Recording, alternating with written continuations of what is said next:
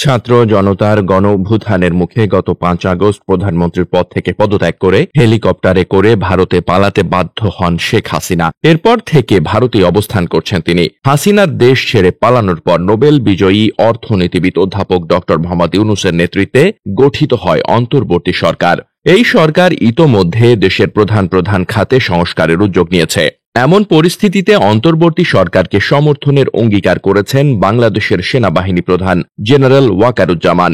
এছাড়া আগামী 18 মাসের মধ্যে যাতে নির্বাচন হতে পারে সেই জন্য গুরুত্বপূর্ণ সংস্কারগুলো সম্পন্ন করতে পরিস্থিতি যাই হোক না কেন এই সরকারকে সমর্থনের প্রতিশ্রুতি দিয়েছেন তিনি। ডক্টর ইউনূস প্রসঙ্গে জেনারেল ওয়াকারুজ্জামান বলেন, আমি তার পাশে থাকব যাই হোক না কেন, যাতে তিনি তার মিশন সম্পন্ন করতে পারেন। বার্তা সংস্থা রয়টার্সকে দেওয়া এক সাক্ষাৎকারে সেনাপ্রধান এসব কথা বলেন। সাক্ষাৎকারে নানা বিষয় নিয়ে সেনাপ্রধান তার মতামত প্রকাশ করেন। তিনি মনে করেন সংস্কারের ধারাবাহিকতায় 1 থেকে 1.5 বছরের মধ্যে গণতন্ত্রে উত্তরণ ঘটা উচিত এবং সেনাবাহিনী রাজনৈতিক প্রক্রিয়ায় কোনো হস্তক্ষেপ করবে না।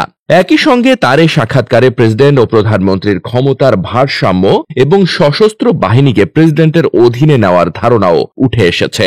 শেখ হাসিনার সরকারের বিদায়ের পর থেকে অন্যতম প্রধান রাজনৈতিক দল বিএনপি দ্রুত সময়ের মধ্যে নির্বাচন দাবি করে আসছে। তবে সরকারের দিক থেকে নির্বাচন কমিশন, বিচার বিভাগ, পুলিশ সহ 6টি বিষয়ে সংস্কারের জন্য কমিশন গঠন করা হয়েছে। এসব কমিশন 1 অক্টোবর থেকে কাজ শুরু করে পরবর্তী 3 মাসের মধ্যে রিপোর্ট দেওয়ার কথা রয়েছে।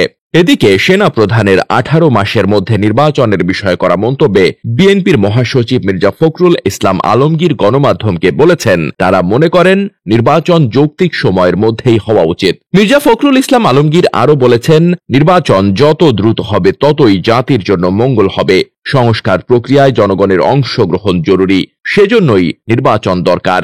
অন্যদিকে জামায়াতে ইসলামীর মুখপাত্র মতিউর রহমান আকন্দ বলেছেন, সেনাপ্রধান সামগ্রিক প্রেক্ষাপটে তার বক্তব্য দিয়েছেন। নির্বাচনের বিষয়ে আমাদের আমির দলের অবস্থান আগেই তুলে ধরেছেন। তিনি জরুরি সংস্কারগুলো শেষ করে নির্বাচনের কথা বলেছেন।